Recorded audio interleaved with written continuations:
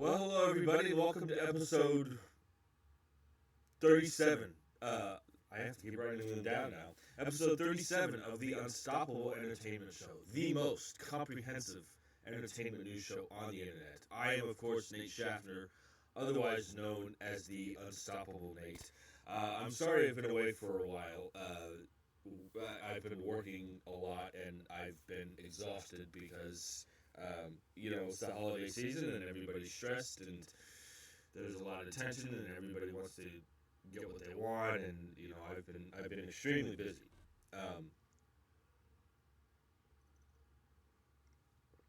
But today's my day off, so I figured I'd try to do multiple shows today, and see how you like it. I hope everyone out there is doing well. I know that this can be a stressful time of the year, so I hope everyone's doing well. Before I get started, I just wanted to remind everybody that if you like this show, if you like the content, go ahead and hit that like button, hit that subscribe button, spread the word, tell your friends. Also, if you have a comment, a question, or if you like me to talk about certain movies or franchises, you can email me anytime at the address listed in the description of this video. So with all that out of the way, let's get started today.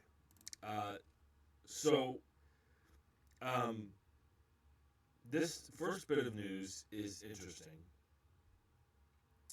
because it involves an upcoming John Grisham film adaptation.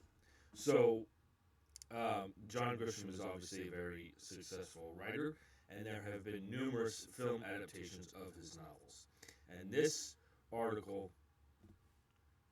has to do with an upcoming, another upcoming film adaptation. This article is on CBR, published by Brady Entwistle. And a little ways down here, it says, according to Deadline, Jason Bateman, known for Ozark and Arrested Development, is directing a film adaptation of John Grisham's The Partner, which Tom Holland has been in talks to lead. Now, this is key because, it says that Tom Holland has been in talks to lead. That is not confirmed. He's in negotiations. More than likely, Tom Holland will be the lead for the movie.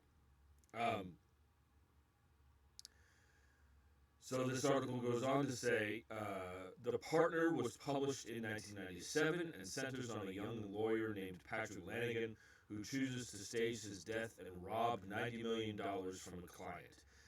After years in South America, Lanigan is eventually discovered and has to return home, where more conflict awaits. Okay, so this is interesting. First of all, let me. There have been numerous film adaptations of John Grisham books with, I would say, varying degrees of success. I think, there's been, I think probably the most famous film adaptation is The Client, with Tommy Lee Jones. And then there was The Firm, which is great. Runaway Jury, The Rainmaker. Obviously, The Rainmaker is so good. And then there's been like The Pelican Brief and A Time to Kill, and The Chamber, and so there's been varying degrees of success, I would say. So I think there's a certain level of I hope it's good, simply because there's been varying degrees of success with John Grisham film adaptations. Now, that being said, Jason Bateman is going to direct this. I love Jason Bateman. He's one of my favorite actors. He's actually, as well, he's a very capable director. If you guys haven't seen, there's this movie called Bad Words, which is it's a decent movie, but the dialogue is so crisp, and it's directed fairly competently, and he's also directed episodes of Ozark.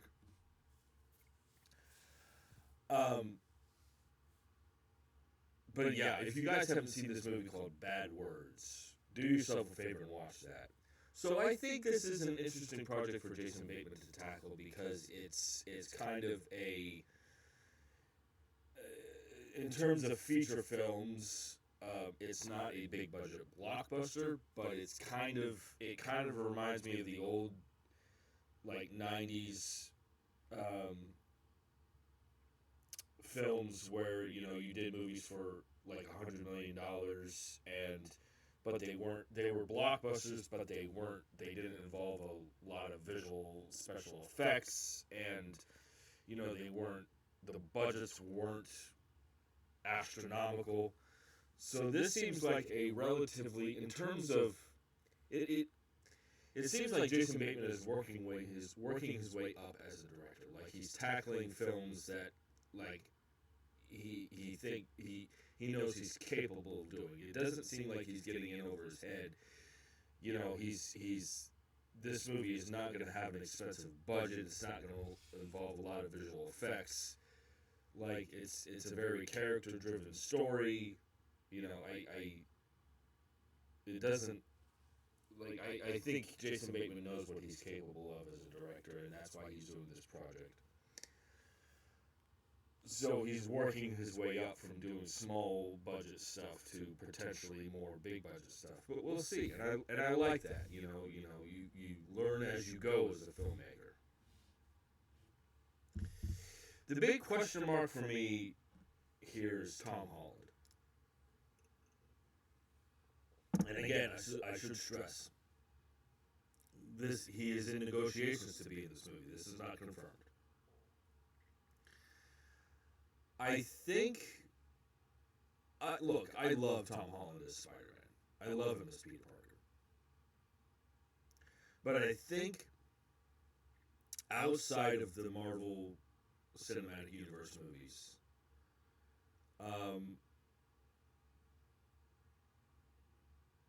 the films, the material that Tom Holland has been involved in hasn't been that good.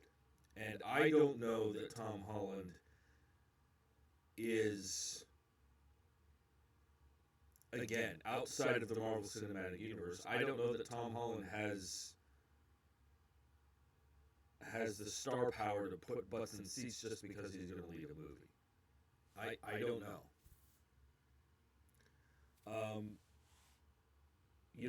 There was that he did a movie with Mark Wahlberg, which was a film adaptation of a video game, the Uncharted, which was terrible. It's so bad. I mean, my wife liked it, so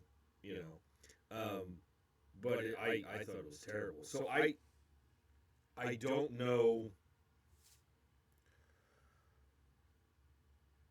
I just don't know if I have questions about Tom Holland leading a movie outside of the Marvel Cinematic Universe. I just have questions.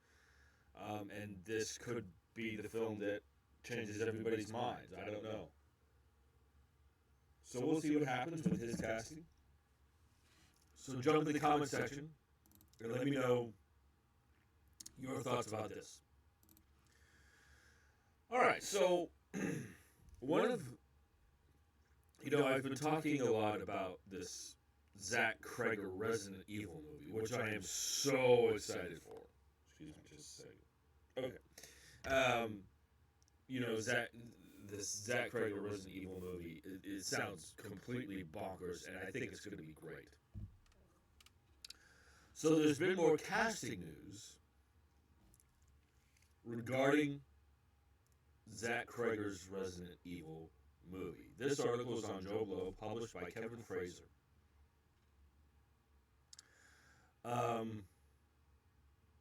This article says, the cast for Zach Cregger's Resident Evil movie is coming together. As the Hollywood Reporter reports that Zach Cherry from Severance, Callie Reis from True Detective Night Country, and Johnno Wilson from I Love That For You have joined the project. As far as who the actors will be playing, Wilson's role is unknown, but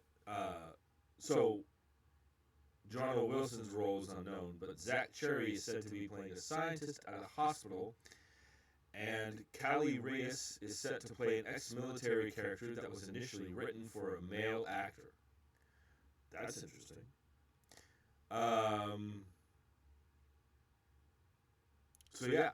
So okay. First of all, I want this little bit of information that Callie Reis is playing an ex-military character that was initially written for a male actor. That's very interesting to me.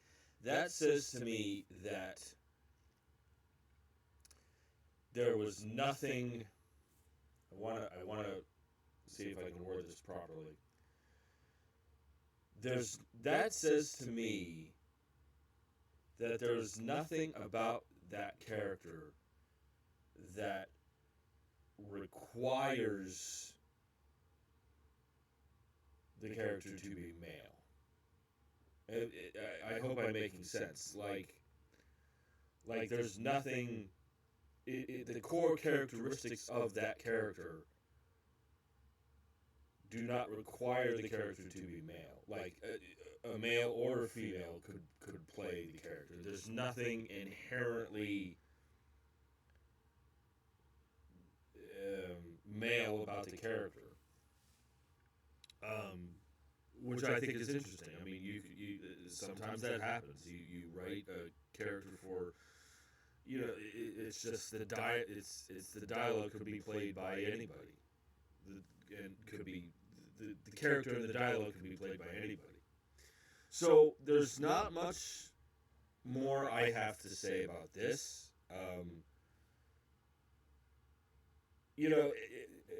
I just want to touch on this a bit more. We live in a world now where race swapping and gender swapping is such a hot button issue with film fans. And I think that's concerning. I mean, again, I just want to touch on this. Callie Reis is playing an ex-military character that was initially written for a male actor. I know that's going to anger some people. But like, if nothing about the character requires the character to be male. Like if you read the dialogue and you read the description of the character and there's nothing that pops that says this character has to be male.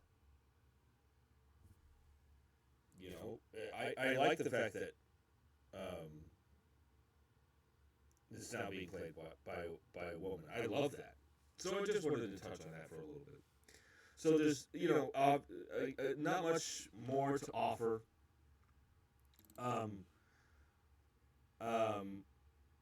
More casting news means it's going to start filming soon. I think it may be filming now, actually, and I am so excited for this.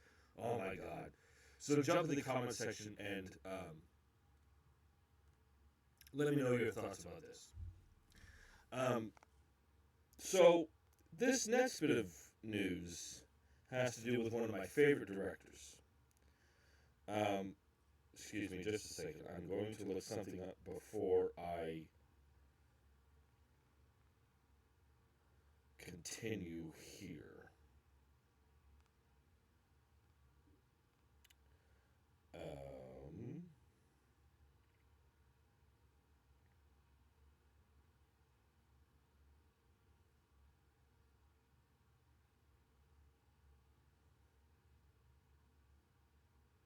Okay, so like I said, this next bit of news is regarding one of my favorite filmmakers, Ron Howard.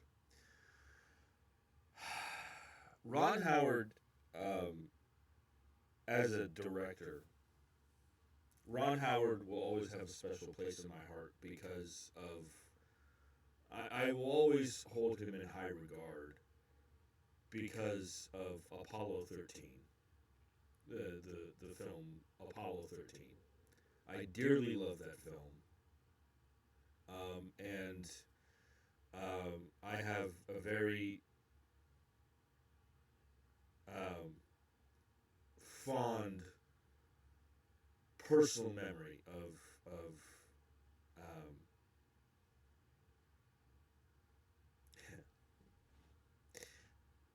luckily I can edit this. I have a very fond personal memory of going to see that movie with my grandfather. And so the experience of going to see Apollo 13 with my grandfather, in addition to being in complete awe of that film, and I do think it's one of, I think it's Ron Howard's best work. I really do. And maybe I'm biased, I don't know. But I think Apollo 13 is Ron Howard's best film. So I have a very personal connection. No, I wouldn't say connection, but like the experience that I have going to see Apollo 13, the experience that I will always hold Ron Howard in high regard because of my experience seeing that movie, and I love that movie so much. In addition to the experience of seeing that film in the theater, and you know, he's done such good work. You know, Backdraft. I mean, I really liked the young Han Solo movie, Solo, a Star Wars story. I remember when it was announced that he was going to direct Solo, a Star Wars story, and I'm like, wait a minute, wait. The same guy who directed Backdraft is going to make a Star Wars movie? That's awesome. Because Backdraft rules. Backdraft is so good. You know, and then, you know, A Beautiful Mind. I mean, the Cocoon. The list goes on and on. Rush is great. So there's been some announcements regarding his next movie, and I bring all these films up that he's directed because it seems as of late his movies have been struggling at the box office, which is a shame because I think he's an impeccable director, an impeccable filmmaker. However, I also think that bad movies deserve to fail financially. If your movie is bad, you know, people are going to speak with their wallets. And the fact is that Ron Howard's last movie that he directed, which was titled Eden, with Jude Law, Sydney Sweeney, Vanessa Kirby, it completely financially bombed at the box office. I think it may be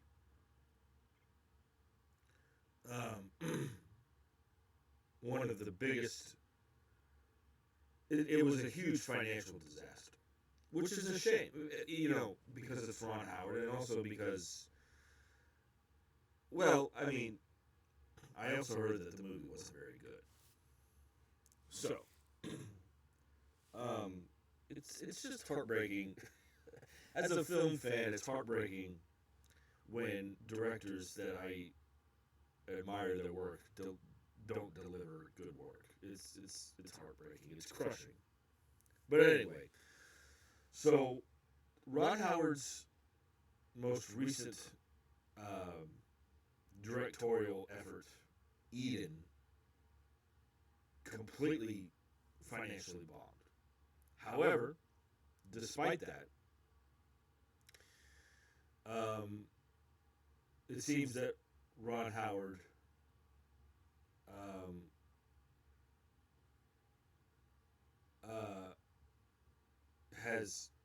is showing no signs of slowing down. So this article is on CBR, published by Lee Freitag. And a little ways down here it says, according to Deadline, Adam Driver and Anne Hathaway are set to star in Alone at Dawn. Based on the book of the same name by Dan Schilling and Lori Longfritz, Alone at Dawn is inspired by the incredible true story of the latter's brother, Air Force Combat Controller, John Chapman, who fought to the death to save his fellow soldiers, and the intelligence officer who strove to prove Chapman's valor, leading an investigation that ultimately would secure him the Medal of Honor. Dan Schilling, who was a combat control technician like John Chapman, will serve as a military consultant on the Alone at Dawn movie. Okay. So a couple things here. This sounds great. This sounds great. It sounds like a combination of a war movie and a courtroom drama, which I really love. So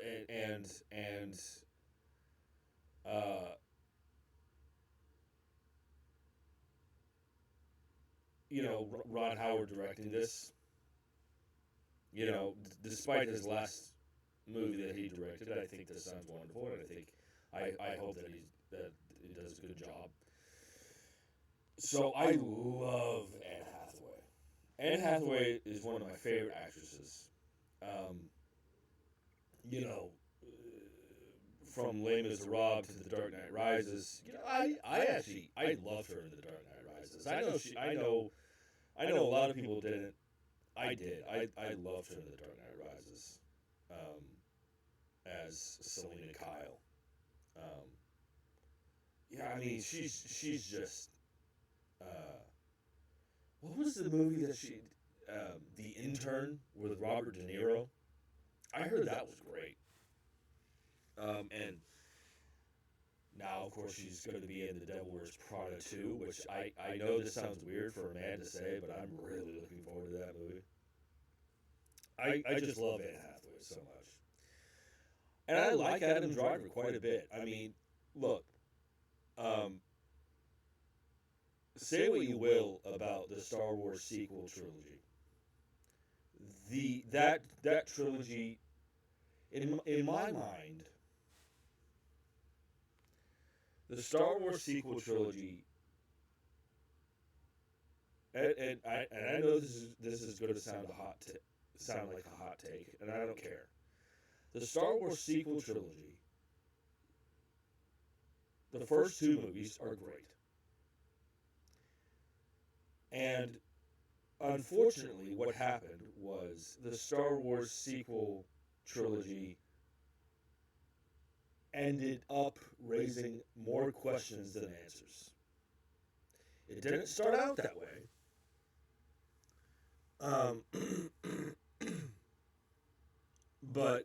But those movies ended up raising questions and having a lot of problems. Again, it didn't start out that way.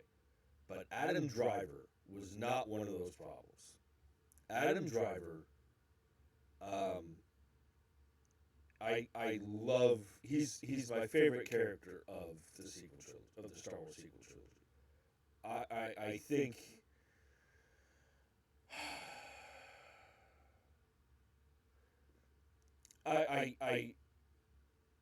He's a very complicated character. and he's my favorite character from those movies. And I like Adam Driver as an actor as well. He was in what's the House of Gucci, which I'm laughing because for whatever reason I'm thinking of the sex scene from House of Gucci between Adam Driver and Lady Gaga. I don't know what that says about me, but it's very intense. But Adam Driver is great in the movie. I'm going to be honest. Adam Driver is not somebody that I would like if he's in a movie. I wouldn't rush out to see it, but I do like him as an actor very much, and I think his choice of work shows his range quite a bit. Oh, This Is Where I Leave You. And he plays, I think Jason Bateman is in that movie, and Adam Driver plays Jason Bateman's brother or younger brother, and he's hilarious in that movie.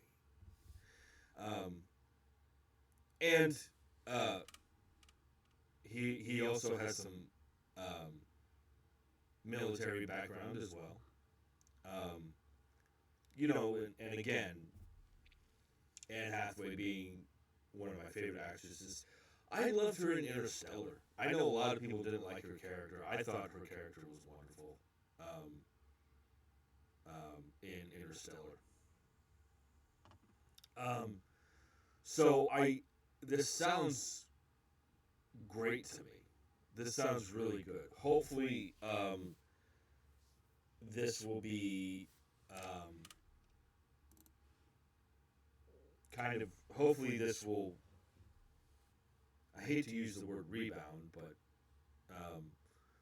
hopefully this Ron Howard will rebound from the failure of Eden, and this will be great. This sounds great to me. So jump in the comment section and let me know your thoughts about this. Okay, so this next bit of news here is regarding the is in regards to the DCU film and TV universe headed by James Gunn and Peter Safran. So, okay, full disclosure, I have not watched Peacemaker Season 2. I need to, because I've heard it's great. But I watched Peacemaker Season 1, and I loved it. If you had told me, and I spoke in a recent episode about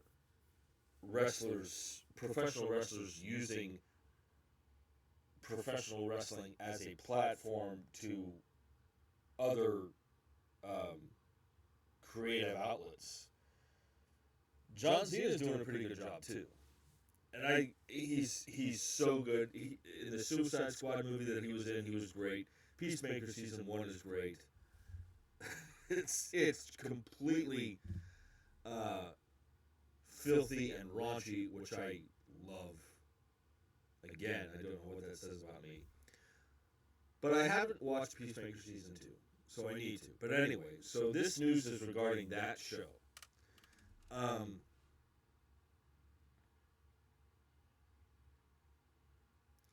This article is on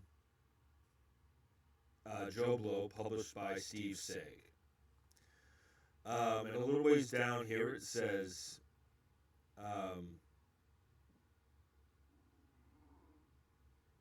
James Gunn has confirmed that there are no plans for a third season of Peacemaker at this time. However, just because Peacemaker the series is going the way of the dodo doesn't mean that Christopher Smith, Leota Adebayo, Agent Hardcore, and the rest of the team couldn't show up in other DCU titles. Speaking with Collider, James Gunn said, "It is not right now concerning the third season of Peacemaker being in the works. I think that people should... That doesn't mean there aren't plans for these characters, but it's not necessarily season 3 of Peacemaker. And then people should watch episode 8 to see what happens, because maybe some of your questions will be answered in that episode by itself. Okay.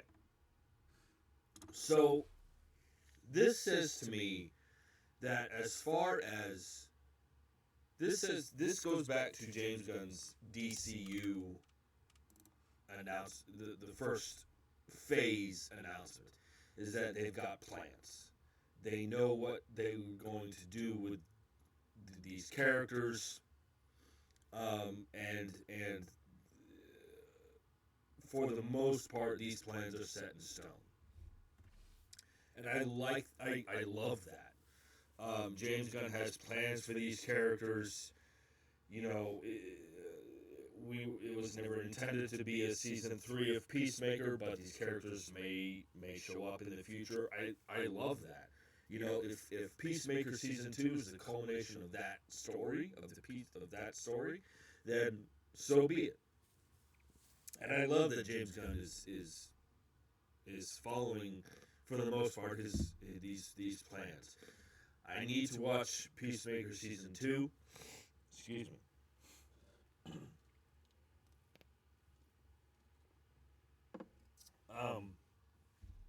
So there's that, but you know, other than that, it's bittersweet to see Peacemaker come to an end. But I need to watch it. So, again, this goes back to James Gunn saying, "Look, we have plans for these characters. These plans were laid out from the beginning. Sometimes things might change, but for the most part, not really." So I like that. I love that, actually. So jump in the comment section and let me know what you guys' thoughts are on No Season 3 for Peacemaker. Okay, so this next bit of news is may sound a little complicated. So I'm going to try to explain it the best way I can, and it's involving a horror. It's involving the Friday the 13th film franchise, which I think is. I have mixed. I have mostly negative feelings towards the Friday the 13th franchise. I think the first one is the best one. And then after that, it just got schlocky and went downhill. And oh my God, the 2009 Friday the 13th movie is bloody awful. It's awful. There's no other way to put it. So, I'm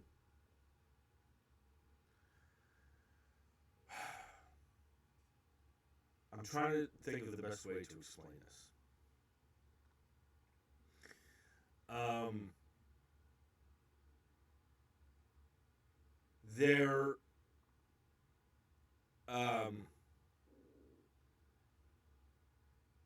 Let me see here. I'm going to try to.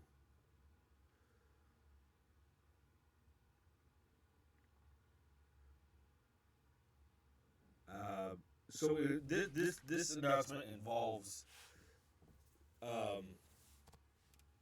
the rights to the Friday the 13th franchise. I'm just going to read this article here.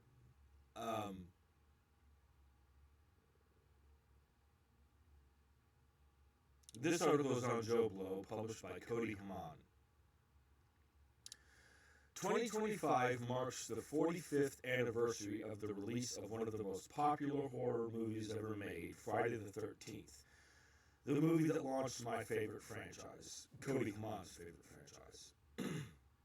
Last year, the Friday the 13th franchise rights holders at Horror Inc.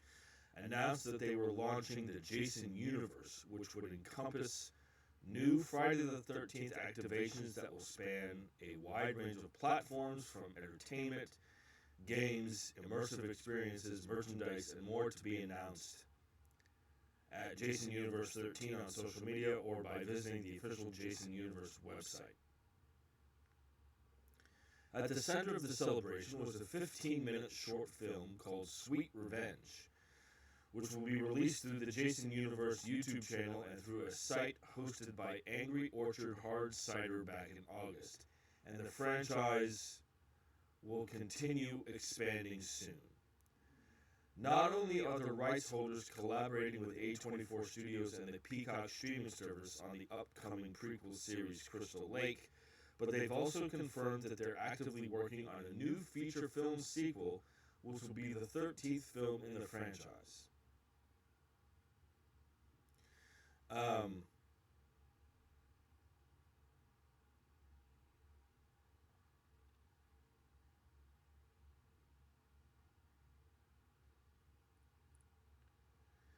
Let's see. Just yesterday, we were wondering what's the next step for the franchise, and now producer Robert Barsamian has revealed that what he's got in the works. He told SFX magazine, "We are actively working on a new movie, which will be the 13th in the franchise, as well as a new video game." He added that Jason Voorhees will return in other unexpected ways beyond the new film and game, as we saw with the unexpected Sweet Revenge. Okay, so a couple of things here.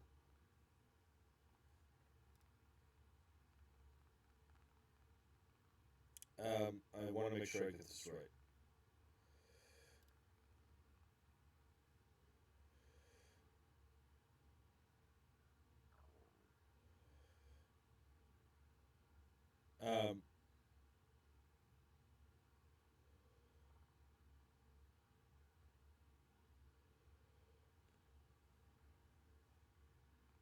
Hold on, I'm so sorry.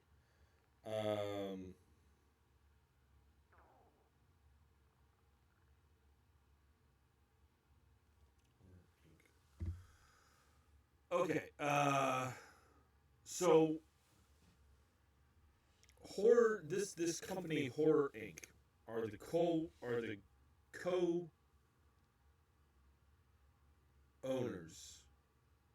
of the Friday the 13th film franchise. I'm gonna.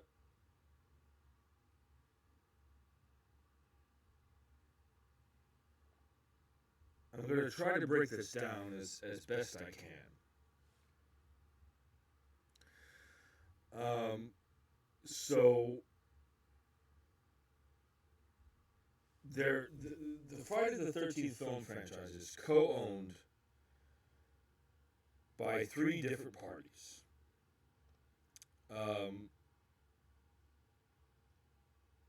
New Line Cinema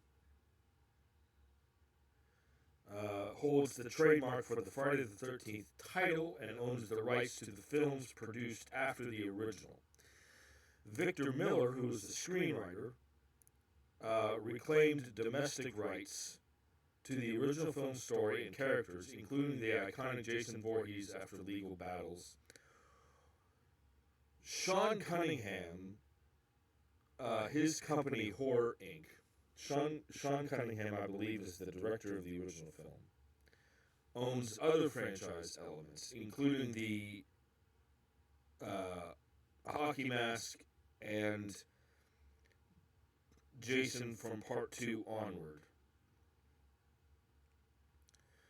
So, there was a lawsuit, I don't know when, that concluded with Victor Miller, who was the screenwriter, who regained control of key domestic rights. New Line's ownership of the Friday the 13th trademark prevents other parties from using the full title for new movies without their involvement. New projects like this article points out, Crystal Lake, and I'm assuming this new movie. New projects involve collaboration between all 3 parties to navigate the shared rights. So it's all very complicated. So for those, so basically, whenever a new Friday the 13th project starts happening, they have to navigate these rights to the franchise, and they have to navigate them very carefully. So I don't know if I explained that very well. Sometimes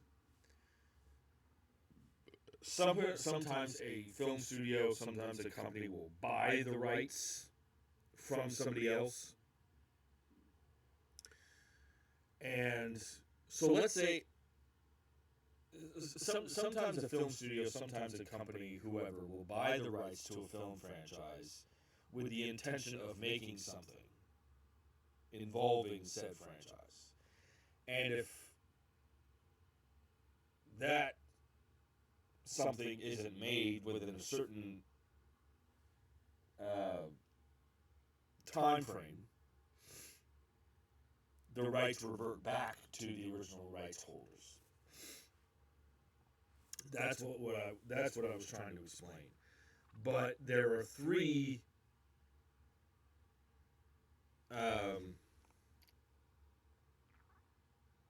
owners of the Friday the 13th franchises, and it's very complicated. So this, regarding this new Friday the 13th movie, God, I hope it's good. I hope it's good. Because I truly believe this. The first Friday the 13th movie, which came out in 1980, is the best one by far.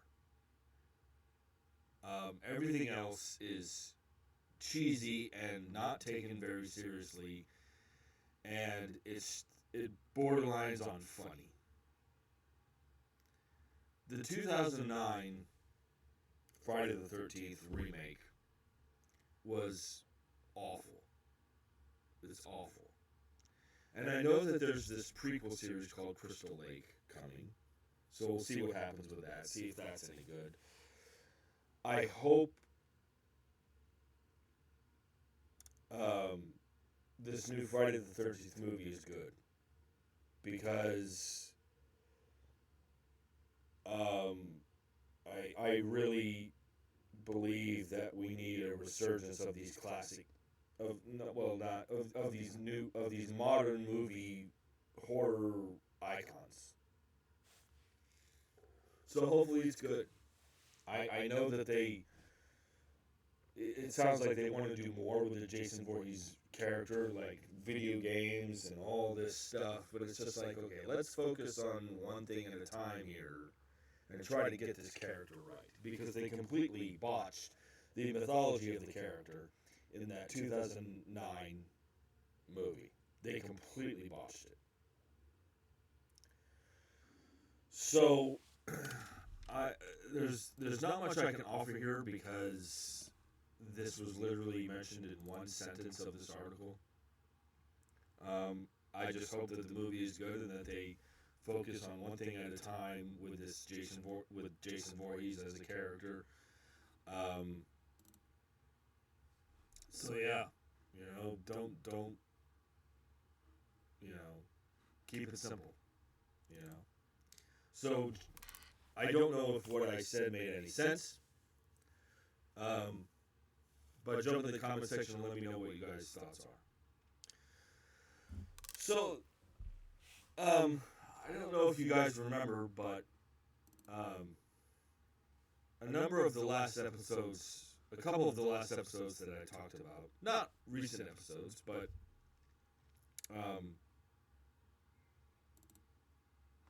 a few months ago, I talked about the fact that there's this new, there are these, the director Sam Mendes, who directed American Beauty and the James Bond movies Skyfall and Spectre, he is going to be doing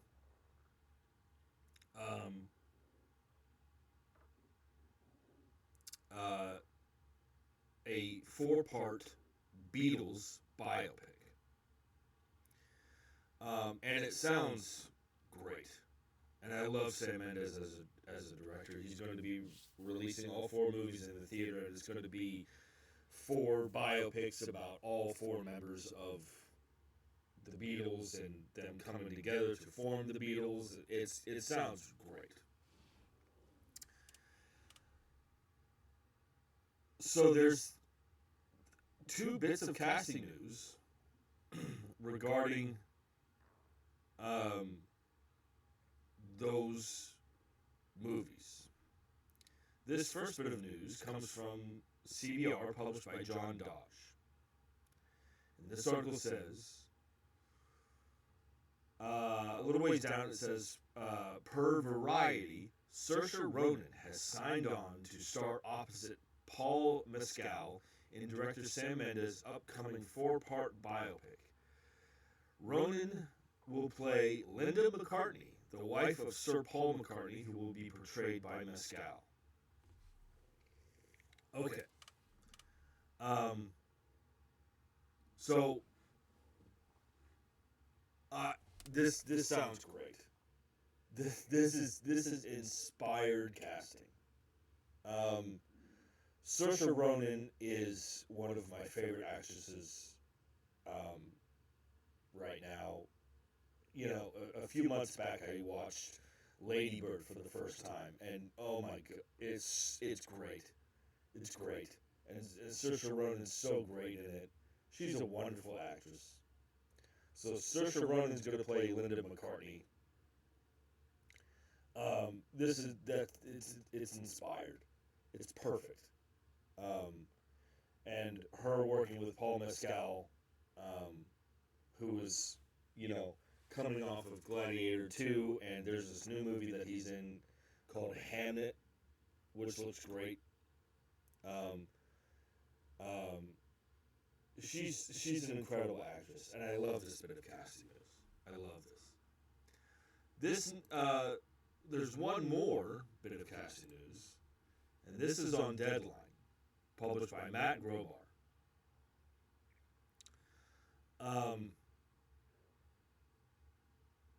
So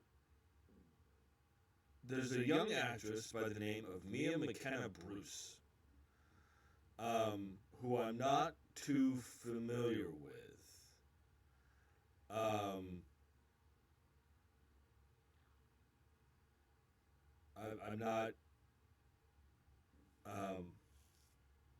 not familiar with her work really, but she's a British actress. So this article is on Deadline, published by Matt Grobar. Emerging British actress McKenna-Bruce has joined Sam Mendes, the Beatles, a 4-film cinematic event, in the role of Maureen Starkey, first wife of Beatles drummer Ringo Starr. Ringo Starr will be played by Barry Keoghan.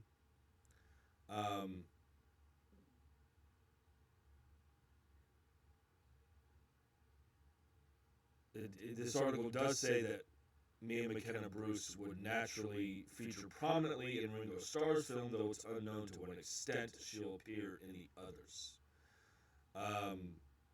So it looks, this sounds like it's not going to be solely about, it's obviously going to be about the story of the Beatles and the formation of the Beatles, but it's also going to be about, it's going to, at least, we're going to see elements of their personal lives as well, which makes sense. But casting the wives of the Beatles, this is very unexpected to me, and I don't know, not unexpected in a bad way, just pleasantly surprised that the casting is going this way. Like, I'm very pleasantly surprised that we're going to see. This sounds to me like we're going to see more of the Beatles' personal lives than originally I personally thought. And I now that I'm thinking about it, I think it makes sense. You know, the formation of this very famous band, you know, obviously it's going to affect their families, and things like that, and it's going to be a very heavy, character-driven kind of film event. This is great. I think I think this personally sounds very good, especially Saoirse Ronan as Linda McCartney. That's perfect casting. Again, my concern is, I mean, I'm interested in this movie because I love Sam Mendes as a filmmaker, and I enjoy learning about things that I know. I enjoy learning new things. Again, my concern with these movies is, will anybody go to see them? Are people going to be interested in seeing 4 separate movies about each member of the Beatles? I don't know. I mean, I would be, because I enjoy learning new things, but I don't know. But as far as this casting goes, I think this is great. It's pleasantly surprising that we're getting this much casting. I think this is going to be a more personal story than I originally thought, which I think is wonderful. So jump in the comment section and let me know what you guys think about the casting of the wives. The casting of Linda McCartney and the casting of Ringo Starr's first wife. Okay, so this next bit of news raises a lot of questions for me. And I suppose those questions will be answered. I suppose I'm going to answer my questions as I read this article, now that I'm thinking about it.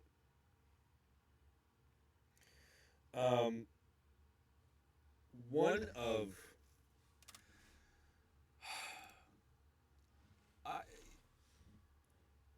in terms of films making money at the box office numbers do not reflect the quality of the film, but they do reflect what people want to go see. Exhibit A, the Transformers movies. Those movies are not very good, but they make in 2 or 3 cases those movies have made $1 billion. There are several movies that have turned out that way.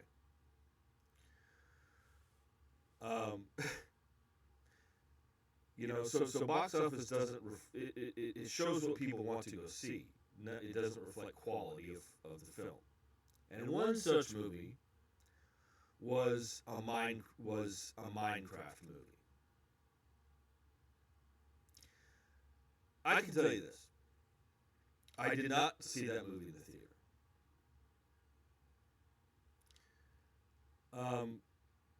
For a couple of reasons. One, because it looked terrible, and it is terrible. It's all.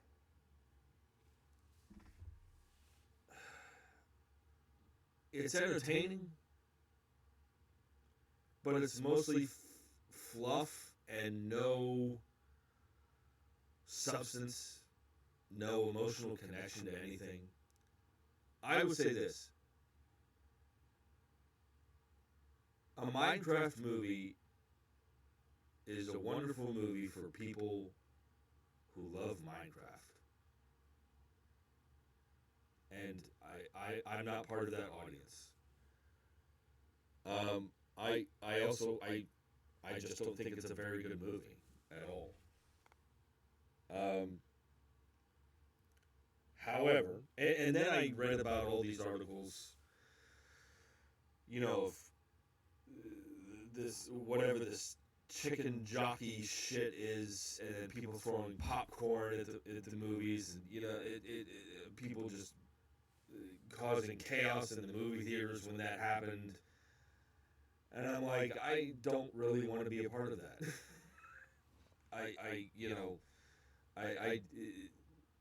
That kind of shit isn't for me. However, a Minecraft movie made, let me check this, $960 million at the box office. That's right. A Minecraft movie made $960 million at the box office. I actually, I was speaking with a former, when the movie came out, and it was enjoying such this financial success, at least, not necessarily critical success. But I was speaking, when this movie was still in theaters, I remember speaking with a former coworker about the financial success of this movie. And he was actually legitimately pissed off that of all the movies, of all the things to enjoy, of all the movies to have such financial success, he's like, really? A Minecraft movie is making $960 million? And he's like legitimately pissed off that a movie like that could be so successful.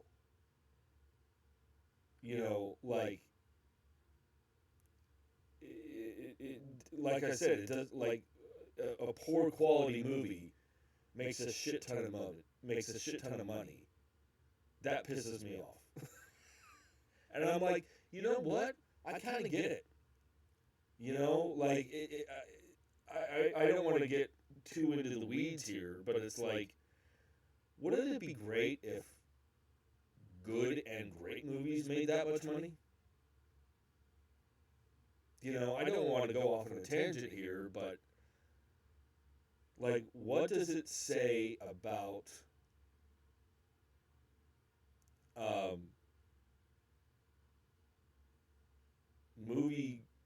the intelligence of moviegoers that a Minecraft movie makes that much money? Anyway, I didn't see the movie in the theaters, and I'm kind of glad I didn't, given everything that I've heard about it and the whole chicken jockey crap. But I watched it at home, and it's awful. Again, it's all fluff. It's no emotional connection to anything. It's no substance. It's a great movie for people who are familiar with Minecraft, and I'm not one of them. The visual effects are awesome. I mean, and anyway. So it's kind of what the article that I'm about. I can't even speak this morning. The article that I'm about to read is kind of heartbreaking because it is reflective of, I think, one of the problems of the film industry.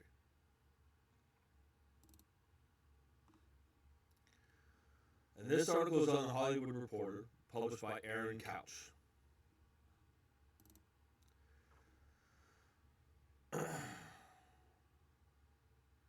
Warner Brothers and Legendary Entertainment are building out their Minecraft franchise. An untitled sequel to a Minecraft movie will arrive in theaters on July 23rd, 2027, Warner's announced.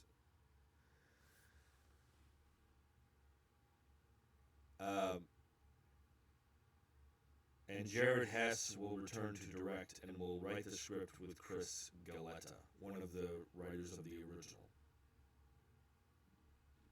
A Minecraft movie is getting a sequel that will release in 2027.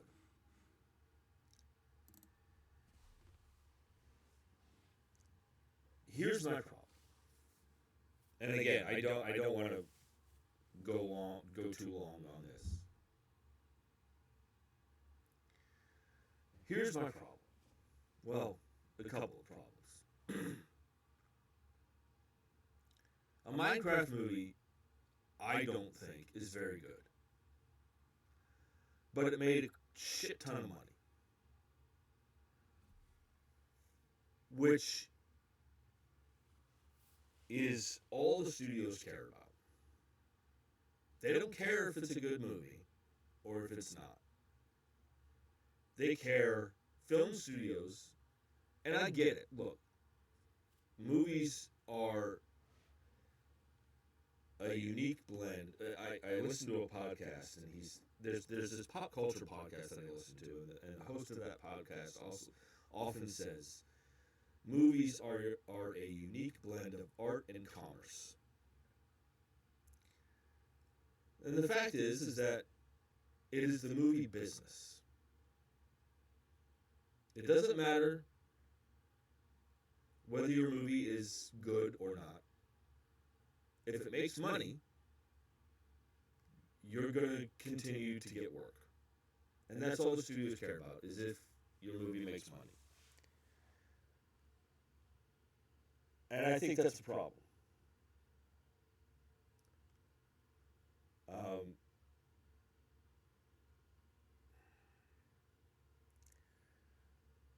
The fact that, again, going back to the conversation that I had with my former coworker about the rousing success that this mediocre movie had, I think it says a lot about film audiences that a film, the quality of a Minecraft movie, can make this much money. I think that's a serious, I legitimately believe that is a serious conversation to have about the quality of entertainment being dumbed down.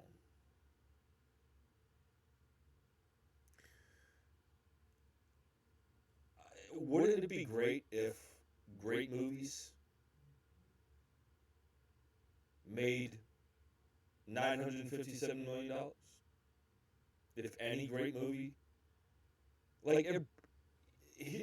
what breaks my heart, another thing that breaks my heart is that a movie like Sinners, which is great, it's great.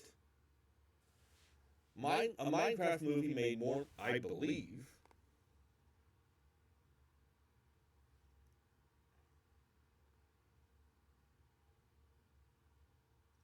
a Minecraft movie made more money than Sinners, which is, I personally believe this. The movie Sinners is objectively a better movie than a Minecraft movie. But a Minecraft movie made more money. What does that say about film audience intelligence?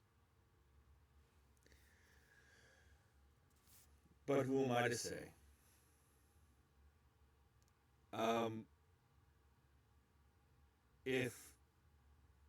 If your movie stinks, but it makes money, a film studio is going to want to make more of them. That's just the nature of the business.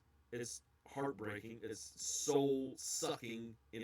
That line of thinking pisses me off. And again, going back to this conversation, I think this is a serious question to raise because of, it's just the nature of the business. It doesn't matter if your movie sucks. If your movie damn near made $1 billion, we want to do another one. All we care about is money. You don't care about the quality of the movie. You don't care how it's received. The fact that a movie like One Battle After Another, which may end up winning Best Picture of the Year at the Oscars this year, the fact that the movie One Battle After Another could lose $100 million because nobody went to go see it, but a Minecraft movie makes damn near $1 billion. That pisses me off. But again, I don't want to get too far into the weeds here, but it just, like, wouldn't it be great if good and great movies were this successful as a Minecraft movie? Huh? You know? So I just wanted to get that out of the way. Look, a Minecraft movie was terrible. It's not very good. All I can say is, and here's the thing, in regards to the cast, you know, Jason Momoa is one of my favorite actors, and he did the best he could with the material that was in this movie, that was in that movie. All I can say is, I hope this Minecraft movie sequel is infinitely better. Because as far as I'm concerned, a sequel to a Minecraft movie has nowhere to go but up. So I just wanted to vent a little bit as a film fan, as someone who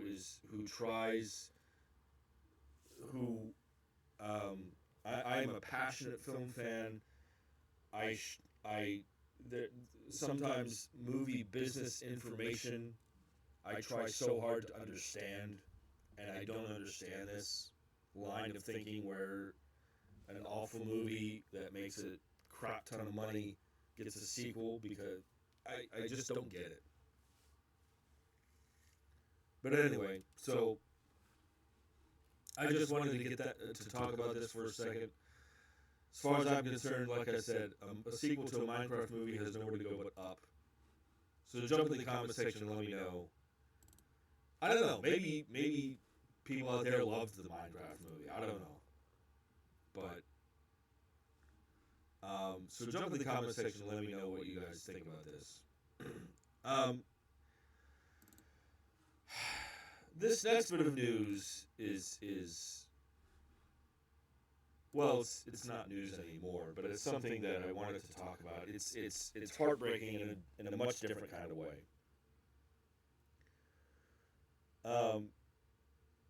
I know this happened back in October, but I wanted to talk about the death of Diane Keaton that happened back in October. She was, I believe, 79. I again, as a film fan, it was shocking to hear. And I remember, and I don't know why I thought that. I don't know why I was thinking this when she died.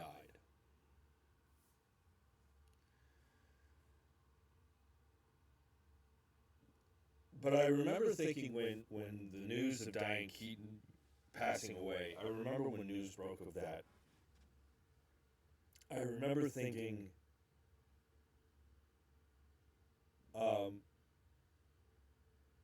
that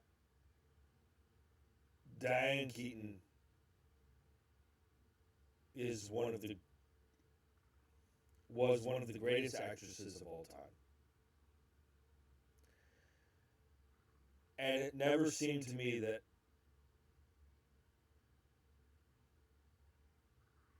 anybody wanted. It was just one of those things like everybody's thinking it, but I'm going to say it. Diane Keaton was one of the greatest actresses of all time. And it was, it's funny. I like a few months before she died, I was watching Something's Gotta Give with her and Jack Nicholson. And it's a wonderful movie. And for some reason, the studio was hesitant about. I remember reading that the studio was hesitant about releasing a movie where two romantic leads were the age of Jack Nicholson and Diane Keaton. I'm like, who cares? Jack Nicholson's great. Diane Keaton is great. Who cares? But Something's Gotta Give is wonderful. And I think Diane Keaton was nominated for an Oscar for that movie. But there were two movies that I just happened to watch for the first time before she died. One of them was Something's Gotta Give, and the other one was Father of the Bride. And I had never seen Father of the Bride. And she's wonderful in that movie. And she was wonderful in everything that she did, even if the material wasn't so good. She was always great in it. I mean, it's another one of those cases where she in some cases, she made the movie watchable. All the stuff that she did with Woody Allen.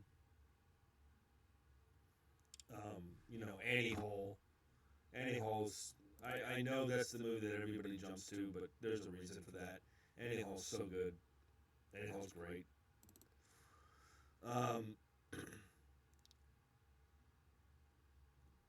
Reds with Warren Beatty. She's again. She's great in that.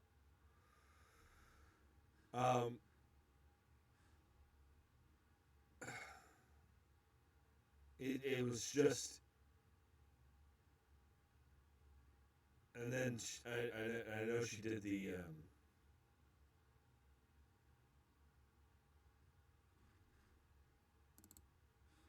what's the First Wives Club movies. But I remember one of the most, sometimes movie moments. There are scenes in movies, there are moments in movies that will forever be etched into your psyche. And I keep thinking of the scene in Godfather 2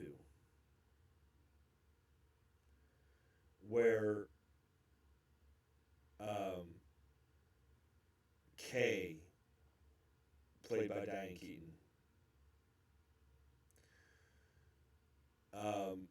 reveals to Michael Corleone, played by Al Pacino,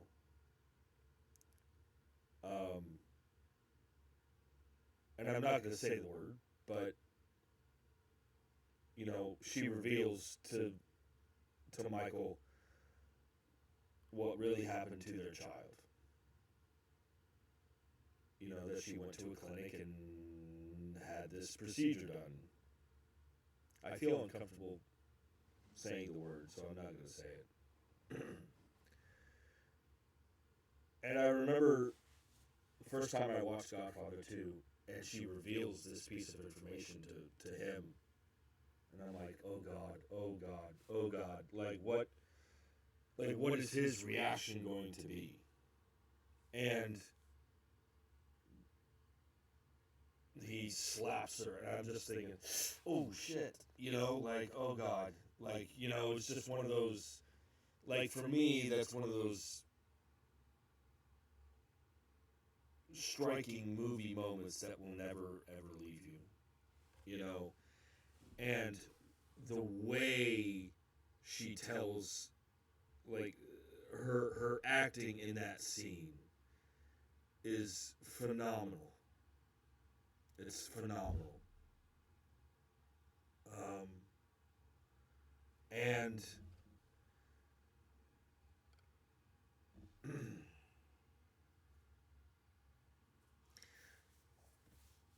as a film fan of a younger generation, you know, I find it very important to, I personally, it's very important to me personally to study film history and study older films and watch older films.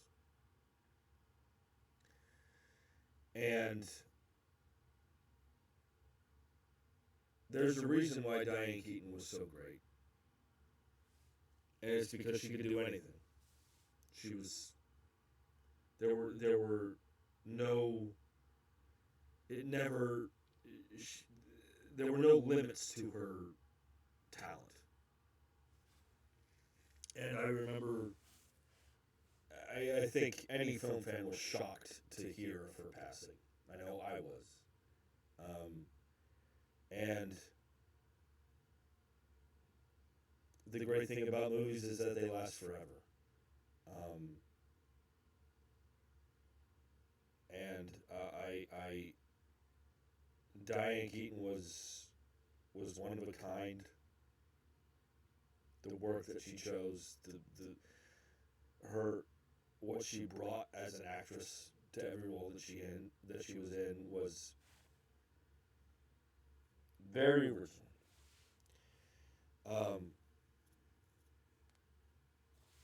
And you know, there's that scene in Father of the Bride, you know, where their daughter leaves with her now husband.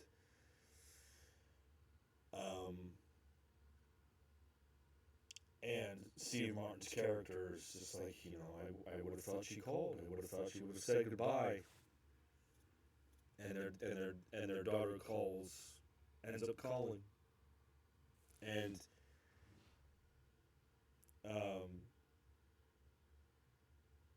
Steve Martin's on the phone, and you know, he's talking to their daughter, and you know, conversation ends. He hangs up the phone, and he says it was her. She was just calling to say. And Diane Keaton, like, her character's just sitting there going like, I see, you know, like she knows this is hard for him, and it's just that I think Diane Keaton in Father of the Bride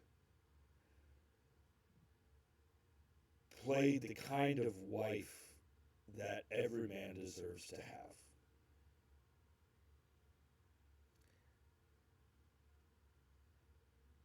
That's the best way I can say it. And film fans everywhere are going to miss her. I remember, you know, again, shocked that she died. But the great thing about movies is that they last forever. So I just wanted to say a few words about, I consider Diane Keaton one of the greatest ever.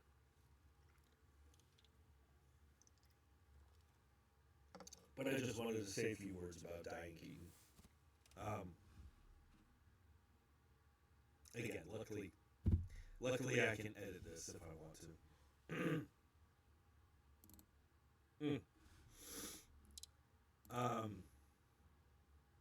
So I want to end this episode on a bit of a curious note.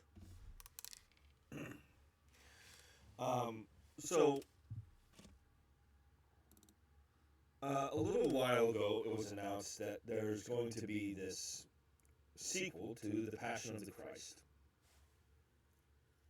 Sorry, I'm trying to move on here.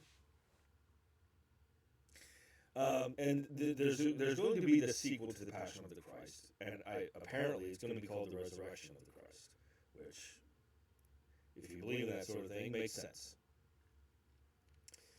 And it's going to be split into two parts, which, okay, why not? Sure.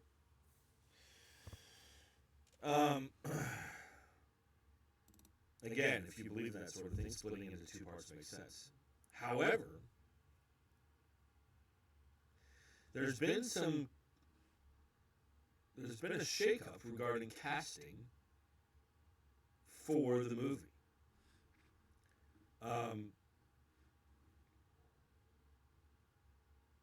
This article is on CBR, published by Monica Coleman.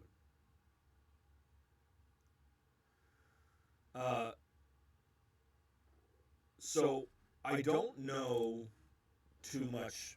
First of all, before I get into this, I don't know too much regarding the process of making this film. Like I haven't been keeping track of it, but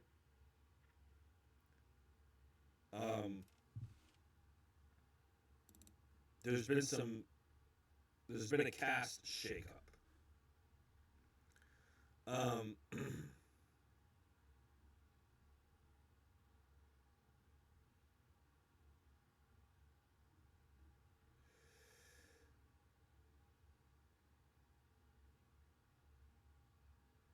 So this article is on CBR, published by Monica Coleman. Mel Gibson's long-awaited sequel to 2004's The Passion of the Christ is finally back on track. After losing their leads from the original, the sequel has already cast the new replacements. Per Variety, the resurrection of the Christ has found its new Jesus in Finnish actor Jaakko Otonen from The Last Kingdom, replacing original star Jim Caviezel. Excuse me. Cuban actress Mariela Garriga, who starred in Mission Impossible Dead Reckoning as Marie, will replace Monica Bellucci as Mary Magdalene. The new leads aren't the only ones replaced, as the entire ensemble has been recast. So, and then a little ways down here, this article, towards the end of this article, it says that it was announced that lead actor Jim Caviezel will not reprise his role as Jesus, and neither would Monica Bellucci as Mary Magdalene. The reports claimed it was because too much time has passed and they would need to digitally de-age the actors to make it believable, as well as scheduling conflicts. Okay. So, you don't... I understand the recasting. Would it from a storytelling standpoint, there are two ways to go about this.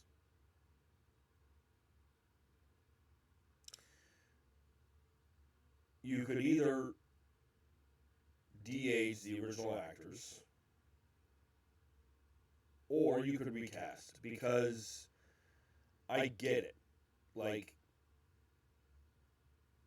you don't, given the story that you're telling, obviously, your two lead actors, much time has passed in real life that you're going to need to spend a lot of money to digitally de-age them, and it's just not worth it. Would it have been nice from a continuity standpoint? Would it have been nice to have the original actors return? Absolutely. But from a storytelling standpoint, I understand the recasting because you don't... What's the best way I can say it? You want to have the characters look the same. Look the same way they did at the end of The Passion of the Christ. And the fact is that Jim Caviezel and Monica Bellucci are a lot older now, and it's going to be hard. So why not recast? So I get that. I think I think that might throw off audiences a little bit, but at least from a storytelling standpoint, I understand why they went with different lead actors. Because you want to have the characters look the same way as they did in the previous film. I understand that. I think I think for audiences who don't know that, it might throw them off. But we'll see. I mean, again, this is the case of, look, I'm not religious at all. So from a from a creative standpoint, from a filmmaking, I can watch the Passion of the Christ and appreciate the craft of the filmmaking that went into making that movie. And it's amazing. It's amazing. I mean, the scene where they're torturing Jesus is yeah. The craft of the filmmaking in that movie is impeccable.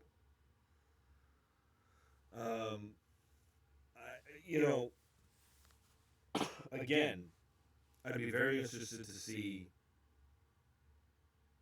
what people think of the recasting of these characters. I think it'll be interesting to see, will the Resurrection of the Christ, will these two movies be as successful as the Passion of the Christ? Because for a long time, the Passion of the Christ was the highest grossing R-rated movie of all time. Will that be the same for this? I don't know. I will say that Mel Gibson is a very capable director. I know his last movie that he directed, called Flight Risk with Mark Wahlberg, I didn't see it. It's not very good. I've heard it's not very good, I should say. But this is this film has been in development for quite a while, and hopefully it's good, and hopefully, regardless of whether I'm religious or not, I hope this movie is good, and I hope that it's successful, because as a film fan, I want people to be successful in this business. So I understand the recasting. It might be a little jarring for audiences that aren't in the know about this piece of information, but I understand it. So jump in the comment section and let me know what you guys think about the recasting of Jesus and Mary Magdalene for the Resurrection of the Christ, I should say. Well, folks, that'll about do it for this particular episode. I will be on a little later after I upload this one. I also need to eat. I'm hungry. But I will be on later. So I hope everyone continues to enjoy the show. If you have any questions, any comments, feel free to submit them. I hope. I'd like to think I'm doing a good job here, but who knows? So as always, hit that like button, hit that subscribe button. I'd like to build even more of a community here than I already have. And as always, I will see you at the movies.